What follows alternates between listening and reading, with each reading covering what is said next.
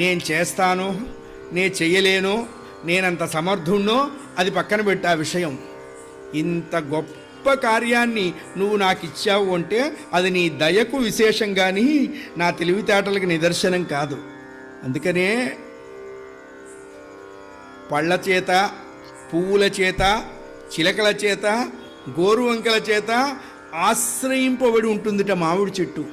మామిడి చెట్టు మీద ఏమేమి ఉంటాయన్నారు? మామిడికాయలు ఉంటాయి, బాగా పండిన పళ్ళు ఉంటాయి, పండటానికి సిద్ధమైనటువంటి కొన్ని కాయలు ఉంటాయి, చిలకలు ఉంటాయి, గోరువంకలు ఉంటాయి.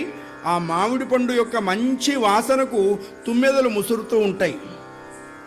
బా అని చెప్పి తలెత్తుకోదు ఆ మామిడి చెట్టు. చాలా వినయంతో తల వంచి ఉంటుందిట.